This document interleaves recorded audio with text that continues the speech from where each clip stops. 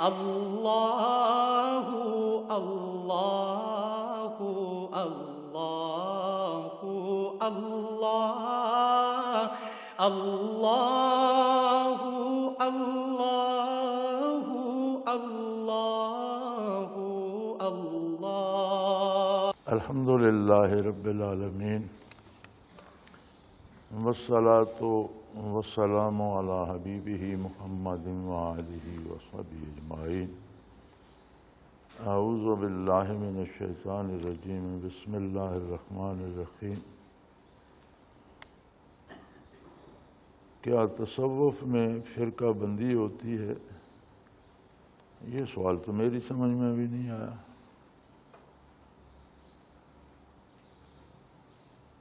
سمجھ میں نہیں آیا۔ فرقہ بندی سے پاشا صاحب کی کیا مراد ہے؟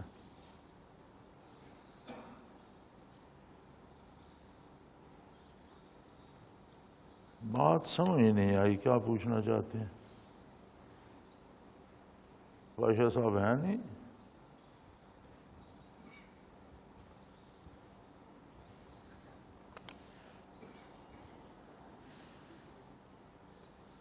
کیا آپ کا مقصد کیا ہے؟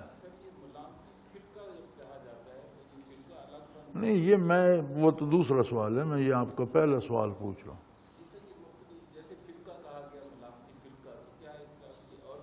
اے یار، فرقے سلسلے فرقے نہیں ہوتے، کچھ خدا کا خوف کرو یار۔ سکول آف تھاٹ فرقہ تو نہیں نہ ہوتا۔ سکول آف تھاٹ فرقہ نہیں ہوتا، اور نہ یہ سکول آف تھاٹ ہوتا، یہ بھی آپ غلط لفظ استعمال کر رہے ہیں۔ تصوف ایک ہی ہے، اور مختلف مشائخ سے ذکر کرنے کے مختلف طریقے رائج ہیں، لیکن ذکر اللہ ہی کا ہے، اور مراقبات ایک ہی ہیں۔ اگر کسی کو آتے ہیں تو، نہیں آتے تو وہ جھک مارتا رہے، وہ فرقہ نہیں بنتا۔ مراقبات کوئی کرے گا تو وہ یہی ہیں، احدیت، مائیت، اقربیت پہ جائے گا، اور کوئی مراقبہ الگ نہیں ہے، راستہ یہی ہے۔ ابتداء میں مشکلات ہوتی ہیں کہ یہ ذکر آہستہ آہستہ ذکر جہر سے شروع کرو، پھر آہستہ آہستہ اسے لفظ کو چھوڑ کر صرف آواز رہ جائے۔ یہ پرانے ساتھیوں کو یاد ہوگا، مولوی سلیمان نے شروع کیا تھا اللہ اللہ اللہ، پھر ہوں پھر سانس پہ جانا۔ تو یہ مختلف طریقے ہوتے ہیں۔ یہ انتہائی طاقت ہے کہ کوئی شیخ نہ ذکر جہر کرائے، نہ کوئی ہاں کرائے، سیدھا قلب پہ توجہ دے اور قلب جاری ہو جائے۔ یہ انتہائی طاقت ہے۔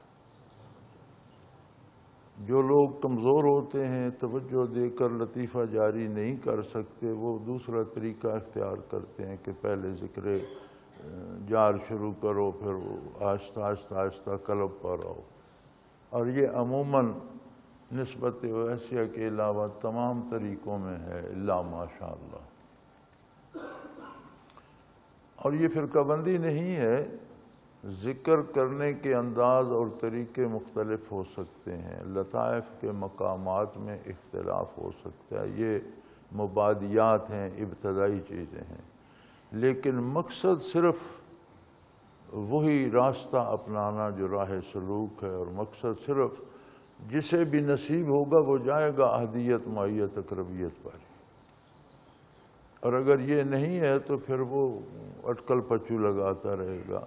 تو اس میں فرقہ بندی نہیں ہے، انداز ہیں مختلف، اور ہر ذکر کا ہر وہ انداز جس پر شریعت کی گرفت نہ آتی ہو وہ جائز ہے۔ نماز روزے کی طرح ذکر کا کوئی طریقہ متعین نہیں ہے، جس طرح نماز کے اوقات متعین ہیں، یا نماز کی رکعات متعین ہیں، یہ طریقہ متعین ہے۔ وضو ہو، منہ قبلہ رو ہو، کپڑے پاک ہوں وغیرہ، ذکر میں یہ کوئی شرائط نہیں ہے۔ الذین یذکرون اللہ قیاما وقعودا وعلی جنوبہم، ہر حال میں، ہر وقت کرو، ہر حال میں کرو۔ تو مختلف سلاسل میں طریقہ ہے ذکر میں اختلاف ہے۔ صوفیوں میں ایک طبقہ ملامتی صوفیوں کا بھی تھا، تو ملامتی انہیں اس لیے کہتے تھے کہ وہ ایسے کام کرتے تھے جس پر لوگ انہیں ملامت کرتے تھے، لیکن وہ کوئی کام خلاف شریعت نہیں کرتے تھے۔ یہ بڑی سمجھنے کی بات ہے، کوئی بھی کام وہ خلاف شریعت نہیں کرتے تھے۔ مثلا سفر میں ہیں، اب مسافر کو اجازت ہے کہ وہ روزہ رکھے یا قضا کر لے، بعد میں رکھ لے، تو اجازت ہے، اگر رکھ سکتا ہے تو رکھ لے تو اچھا، ان تصوموا خیر لکم، اگر روزہ رکھ لو تو بہتر ہے، نہ رکھو تو جس سفر میں نماز قصر ہو سکتی ہے اس سفر میں روزہ قضا کیا جا سکتا۔ اب وہ سفر میں ہوتے تو لوگوں کے سامنے کھانا پینا شروع کر دیتے، شرعاً انہیں اجازت ہوتی تھی، شرعاً گناہ نہیں تھا کیونکہ وہ روزے سے نہیں ہوتے تھے۔ لوگوں کے سامنے کوئی ککڑی کھا لی، کیلا کھا لیا، کچھ چیز اٹھا کر لوگوں نے ملامت کی، دیکھو روزے میں اتنی داڑھی رکھی ہوئی ہے اور رمضان شریف کا مہینہ ہے اور دن کو کھاتا پیتا بھی۔ تو اس طرح کی حرکتیں وہ کرتے تھے جو ان کے لیے شرعاً جائز ہوتی تھی، لوگ اسے سمجھ نہیں سکتے تھے اور انہیں ملامت کرتے تھے، اور وہ کرتے تھے کہ اپنے نفس میں بڑائی نہ آئے، اسے ملامت ہوتی رہے۔ تو یہ جو آج کل کے ہیں کام ہی خلاف شریعت کرتے ہیں اور کہتے ہیں ہم ملامتی ہیں، یہ ملامتی درست نہیں ہے۔ ملامتی صوفیہ انہیں کہا کرتے تھے جو لوگوں میں جاتے تو کوئی ایسی بات کر دیتے، کوئی ایسا کام کر دیتے جو ان کے لیے شرعاً جائز ہوتا تھا لیکن لوگ اسے نہیں سمجھ سکتے تھے، تو وہ انہیں اس بات پہ ملامت کرتے تھے۔ تو وہ کہتے تھے یہ نفس کا علاج ہے۔ کیا منصور علاج ملامتی فرقہ کے بانی تھے؟ منصور علاج سیاست کی نظر ہوئے، کسی فرقے کے بانی نہیں تھے۔ منصور علاج کی شہرت اتنی ہو گئی تھی کہ حاکم وقت کو ان سے خطرہ محسوس ہونے لگا، تو اس نے انہیں سزائے موت دلوا دی۔ ایسی کوئی بات نہیں تھی، نہ کوئی انہوں نے ملامتی کام کیا۔ صاحب میں اور سکر میں کوئی لفظ منہ سے نکل جانا یہ کوئی بڑی بات نہیں ہے، یہ اچھا نہیں ہے، کمزوری ہے۔ سکر میں ایسے الفاظ منہ سے نکل جانا جو جائز نہ ہو یہ کمزوری ہے، یہ کوئی اعلیٰ مقام نہیں ہے اور یہ کوئی عظمت نہیں ہے۔ سکر ویسے ہی کمزوری ہے، کسی نبی پر سکر نہیں آیا۔ اگر سکر کمال ہوتا تو انبیاء کے پاس ہوتا۔ تو سکر میں کوئی لفظ نکل جانا، پھر اس پہ فتوے دے کے پھانسی دے دینا یا سولی دے دینا یا میت جلا دینا، تو یہ ان کی سیاسی اصل بات تھی۔ شہرت اتنی ہو گئی، لوگ ان کے ساتھ اتنے ہو گئے کہ حکومت کو خطرہ تھا، ان کا یار یہ قصہ مکاؤ۔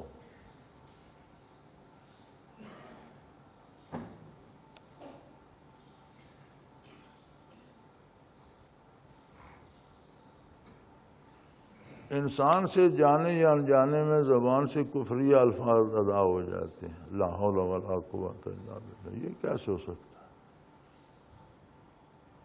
انجانے کی تو بات نہیں، الفاظ تو ہم جان کر ہی منہ سے نکالتے ہیں، اور کفریہ الفاظ اگر کوئی کہتا ہے تو ایمان چلا جاتا ہے۔ توبہ کرنے کے بعد کلمہ پڑھے تو اللہ تعالیٰ ایمان عطا فرما دیتے ہیں، لیکن کیا اس طرح بیعت کی کیا حیثیت ہے؟ اس طرح مسلمانی ختم ہو جاتی ہے۔ لیکن یہ کیا مذاق ہے؟ کیوں الفاظ کفریہ نکل جاتے ہیں؟ یہ تو کوئی ایسی بات نہیں، اللہ نے کسی کو اتنا بے اختیار نہیں بنایا، جو ادا کرتا ہے وہ جان بوجھ کے کرتا ہے۔ کسی گناہ کے لیے اس کا کوئی جواز نہیں کہ یہ مجھ سے بے اختیار ہو گیا۔ اگر بے اختیار بندہ کفر تک جا سکتا ہے تو پھر گناہ کی کیا حیثیت ہے؟ پھر تو جو چاہے کرے اور کہہ دے بے اختیار ہو گیا، یہ نہیں، یہ اس کی قطعاً کوئی گنجائش نہیں ہے۔ بندہ جو کرتا ہے، بھلا کرتا ہے برا کرتا ہے، اپنے اختیار سے کرتا ہے، اور اگر کوئی کفر میں چلا جاتا ہے تو یہ ضروری نہیں ہے کہ اس نے توبہ کی اور قبول ہو گئی، یہ اس کی مرضی پر ہے۔ کس قدر وہ کفر میں گیا، کس ارادے سے گیا، توبہ کی توفیق دیتا بھی ہے یا نہیں، یا یہ زبانی توبہ توبہ کہتا ہے وہ مانتا بھی ہے یا نہیں۔ یہ اتنا آسان مسئلہ نہیں ہے کہ کافر ہو گئے اور پھر وہ مسلمان ہو گئے، اتنا آسان مسئلہ نہیں ہے۔ اور آدمی گناہ سے لرز جاتا ہے، اور کفر کرنا، یار یہ کیا کیا بات کرتے ہو؟ اللہ پناہ دے، مومن کس حال میں کفر کرتا ہے؟ یہ مذاق نہیں ہے کہ جی ابھی کافر ہو گئے، ابھی توبہ کر لیا، ابھی مسلمان ہو گئے، ابھی پھر کافر ہو گئے۔ کفریہ الفاظ ادا کرنے سے مسلمانی رخصت ہو جاتی ہے، تو پھر بیعت کہاں سے رہے گی؟ اس سے پہلے کی ہوئی ساری نیکیاں تباہ ہو جاتی ہیں، سارے اعمال سلب ہو جاتے ہیں، کچھ نہیں بچتا۔ جب بندہ کفری الفاظ کہتا ہے نا، تو زندگی میں جو کچھ کیا ہوتا ہے کچھ باقی نہیں بچتا، ہر چیز سلیٹ صاف ہو جاتی، نہ اس میں بیعت بچتی ہے، نہ اس میں اذکار بچتے ہیں، نہ اس میں کوئی نیکی یا نماز روزے کا ثواب بچتا ہے۔ جو کچھ کر چکا تھا تب تک وہ سارا صاف ہو جاتا ہے۔ یہ اتنا آسان کام نہیں ہے۔ تو یہ لوگوں نے ایک بہانہ یہ مجھ سے بے اختیار ہو گیا۔ اللہ نے آپ کو اختیار دیا، بے اختیار کیسے ہو گیا؟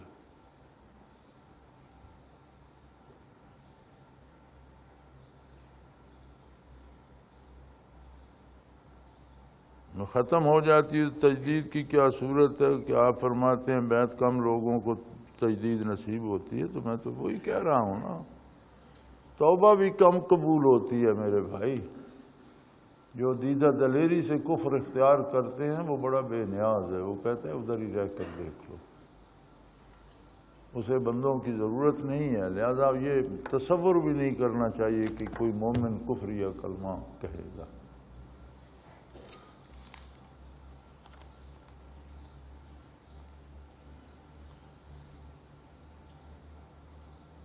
عام آدمی کے لیے حصول برکات نبی کے ساتھ تعلیمات نبی صلی اللہ علیہ وسلم کو جاننا کتنا ضروری ہے؟ میرے بھائی، فرض کا جاننا فرض ہے،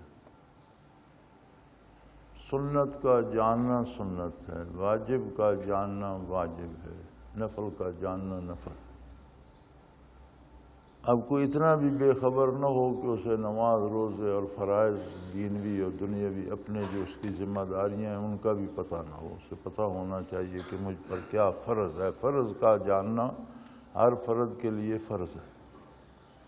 سنت کا جاننا سنت ہے، واجب کا جاننا واجب ہے، اور نوافل کا جاننا نفلی بات ہے۔ اس سے زیادہ علم کو حاصل کرتا ہے تو وہ نفل ہے، لیکن کم از کم مسلمان کو فرائض سنت واجبات کا علم ہونا چاہیے۔ اور یہ ضروری نہیں کہ وہ کتابیں پڑھ کے ہی جانے، کسی سے سن کر سیکھ لے، جاننا چاہیے۔ جاننا ضروری ہے، پڑھنا لکھنا اس طرح ضروری نہیں۔ اچھا، یہ تو ہو گیا، خواجہ صاحب کے فرقے تو ہو گئے۔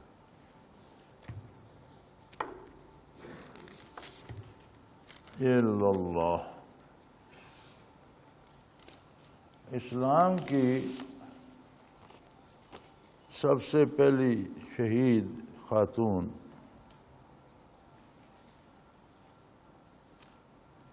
اس بات پہ شہید ہوئی تھی کہ ابی جہل نے کہتا تھا کہ تم دل سے نہ کہو، زبان سے کہہ دو کہ میں اللہ کو نہیں مانتی اور میں نبی صلی اللہ علیہ وسلم کا دین چھوڑتی ہوں۔ تو وہ فرماتی تھی میں کیسے کہہ دوں جب میں دیکھ رہی ہوں کہ اللہ ایک ہے، میں کیسے کہہ دوں؟ مطالبہ یہ تھا کہ زبان دل سے نہ کہو، زبان سے کہہ دو۔ وہ شہید ہو گئیں، لیکن انہوں نے کہا میری زبان یہ نہیں کہہ سکتی۔ کیسے ہو سکتا؟ اتنا کہہ دو میں نے محمد کے دین کو چھوڑ دیا صلی اللہ علیہ وسلم۔ کیسے کہہ دوں؟ میری زبان کس طرح یہ کہہ سکتی؟ یہ نہیں ہو سکتا۔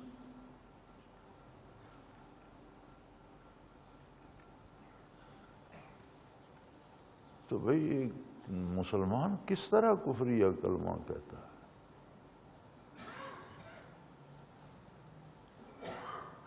یہ بات اللہ معاف کرے، اللہ پناہ دے، یہ بات سمجھ میں آنے والی نہیں ہے۔ یہ کون سا اسلام ہے کہ آپ غصے میں آتے ہیں کفر باقی دیتے ہیں، آپ کا کوئی نقصان ہوتا ہے کفر باقی دیتے ہیں. کیا نقصان ہوتا ہے؟ نقصان تو آپ کی اپنی کسی نااہلی کی وجہ سے ہوا. اس میں اسلام کا کیا قصور ہے کہ آپ نے دکان کھولی اور نقصان کر لیا، اپنا کو سودا کیا اپنا نقصان کر لیا، کوئی چیز کھائی بیمار ہو گئے، قصور اس میں نکل آیا اسلام کا اور اللہ کا، اور آپ بکواس کرنے لگ گئے. تو یہ کوئی سمجھ میں آنے والی بات نہیں ہے. یہ اس طرح کے کفریہ کلمات جن منہوں سے نکلتے ہیں انہیں اپنے دلوں کی خبر لینی چاہیے. ان کے دلوں میں شاید ابھی اسلام پہنچا بھی ہے کہ نہیں. ایک تو یہ ہے نا جو میں نے عرض کیا تھا کہ مسلمانی گلے پڑ گئی ہے ہمارے، تو وہ گلے میں ہی ہے یا دل تک پہنچی بھی ہے؟ دل تک پہنچ جائے تو پھر کفریہ کلمات کی طرف زبان نہیں جاتی. تو خبر اس بات کی لینی چاہیے کہ دل تک بات پہنچی بھی ہے کہ نہیں، دل نے اسے قبول بھی کیا ہے کہ نہیں.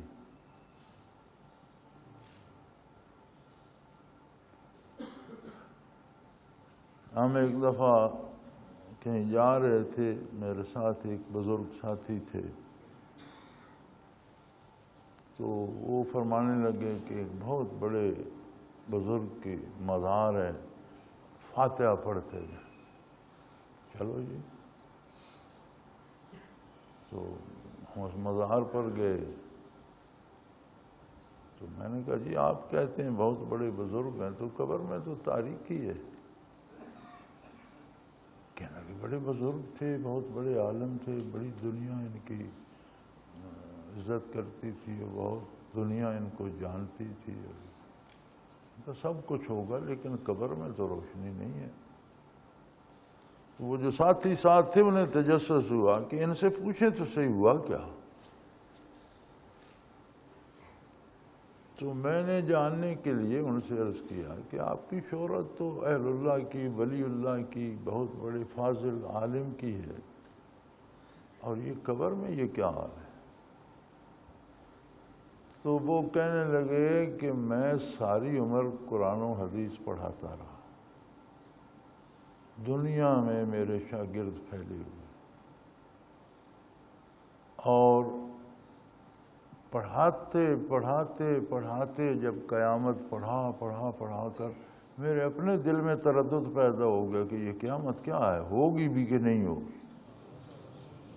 ساری زندگی ایک لفظ کو دہراتے دہراتے دہراتے اس میں مجھے شک ہو گیا کہ یہ پتہ نہیں ہوگی بھی کہ نہیں ہو، کیسے ہوگی، یہ اتنی مخلوق کتنی گزر چکی. آج کی دنیا میں جو مخلوق ہے اسے اکٹھا کرنا مشکل ہے، تو جو بابا آدم سے لے کر قیامت تک آئیں گے کیسے ایک جگہ اکٹھے ہوں گے، اور کیسے ایک ایک بندے کا حساب ہوگا. یہ بڑا لمبا کام ہے، پتہ نہیں ہوگا نہیں ہوگا کیا ہوگا. کہتے ہیں مرنے کے بعد پتہ چلا کہ پلے کچھ نہیں ہے، ایمان بھی نہیں ہے. میں نے یہ بھی عرض کیا کہ کوئی نجات کی امید ہے؟ کبھی کسی زمانے میں عذاب ہو کر کبھی جان چھوٹ جائے گا، کوئی امید نہیں. تو قرآن کریم الحمدللہ پہلے بھی پڑھتے بھی تھے، پڑھاتے بھی تھے، سارا چلتا رہتا تھا. تو ان سے ملاقات کے بعد میں منزل پڑھ رہا تھا تو یہ آیہ کریم ان الساعۃ آتیۃ لا ریب فیہا، تو مجھے تب وہ کھٹکی کہ جس طرح ذالک الکتاب لا ریب فیہا، کہ اس کتاب میں کوئی ادنا سے شک کی گنجائش نہیں ہے، اسی طرح قیامت کا بھی میں نے دیکھا. بھالا 1000 بار یہ آیت پڑھی ہوگی، لاکھوں بار پڑھی ہوگی الحمدللہ، لیکن ان سے ملنے کے بعد جب وہ آیت نظروں سے گزری تو تب احساس ہوا کہ یہ تو بڑا نازک معاملہ ہے. ریب کہتے ہیں شک کے ادنا ترین حصے کو، کم ترین حصے کو. تو ذالک ان الساعۃ آتیۃ لا ریب فیہا، اس میں ادنا ترین شک کی گنجائش بھی نہیں. تو یہ جو کفریہ کلمات نکلتے ہیں اس کا مطلب ہے کہ دل میں ایمان ابھی راسخ نہیں ہوا. دل کی فکر کریں، ایمان کو دل میں اتاریں. دل میں اتر جائے تو پھر بے اختیار کیا، اختیار سے بھی نہیں نکلتے، پھر دل مانتے ہی نہیں کہ ایسا کیوں کہا جائے. جانیں دے دیتے ہیں لوگ. خاتون نے جان دے دی، خواتین کمزور ہوتی ہیں مردوں کی نسبت. ایذا کتنی صحیح ہوگی، کتنا مارا ہوگا انہوں نے، کتنی تکلیفیں دی ہوں گی. یہ وہ تو تھک کر پھر انہوں نے شہید کر دیا کہ یہ نہیں مان کے دے رہی. اعلیٰ ابو جہل کا تعبیر آ کہ یار تم دل میں وہی عقیدہ رکھو، زبان سے تو کہ ہماری لاج تو رکھ لو. لوگ کیا کہیں گے کہ اتنا بڑا سردار تھا وادی کا، ایک عورت نے اس کی بات نہیں مانی، یہ میں لوگوں کو کیا منہ دکھاؤں گا. تم زبانی کہہ دو کہ میں یہ کہہ سکوں کہ میں نے اس سے کہلوایا. کہتے میں جو کچھ میں دیکھ رہی ہوں اس کا انکار کیسے کر دوں؟ یہ حقائق تو میرے سامنے ہیں. اب جو وہ دیکھ رہی تھی وہ دل دیکھ رہا تھا، ظاہری آنکھیں تو نہیں دیکھ رہی تھی. حقائق کو، کیفیات کو دل دیکھتا ہے. تم یہاں دل کی خبر لیجئے اور اسلام کو دل میں اتاریے. اللہ آپ کو اس کی توفیق دے. وآخر دعوانا ان الحمدللہ رب العالمین. الحمدللہ رب العالمین والصلاة والسلام علی حبیبہ محمد. اللہم ربنا لا تقتلنا بغضبک ولا تہلکنا بعذابک واعف عنا قبل ذلک. اللہم ربنا لا تسلط علینا من لا یرحمنا. انت ولینا فی سفرنا وحضرنا فی مالنا واہلنا.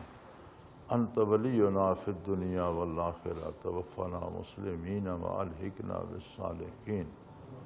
اللہم انصر الاسلام والمسلمین انک علی کل شیء قدیر. اللہم ربنا نور قلوبنا بنور المعرفۃ والایمان وارزقنا اتباع حبیبک صلی اللہ علیہ وسلم واتباع خلفاء الراشدین المہدیین.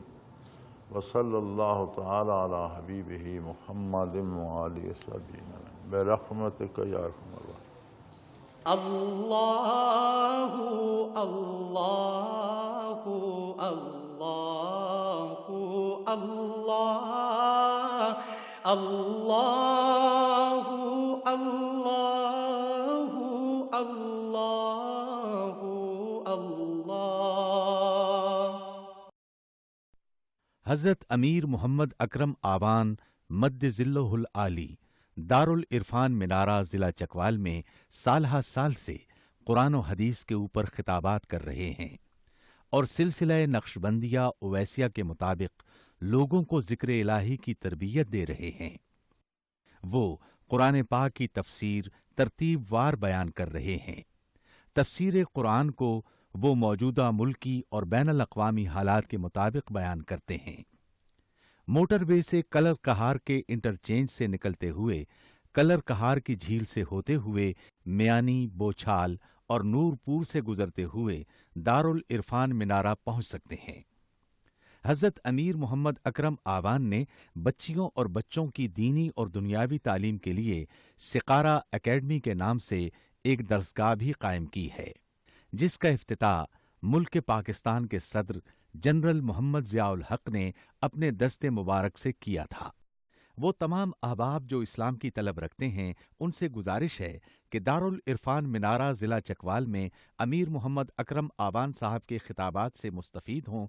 وہ ہر جمعے کو نماز سے پہلے بیان فرماتے ہیں. ہر ماہ کی پہلی اتوار کو ماہانہ اجتماع ہوتا ہے جس میں آپ خصوصی خطاب فرماتے ہیں اور پاکستان کے چاروں صوبوں سے احباب اس اجتماع میں شرکت کرتے ہیں. اس کے علاوہ یہاں سال میں 2 مرکزی اجتماعات بھی ہوتے ہیں. ایک رمضان المبارک میں اعتکاف کا اجتماع اور دوسرا جولائی اور اگست میں 40 دن کا اجتماع ہوتا ہے جس میں روحانی تربیت کی جاتی ہے. اپنا خون سیماب دے کر اتنا ہم کر جائیں گے، نام آقا کا چمن میں پھر رقم کر جائیں گے.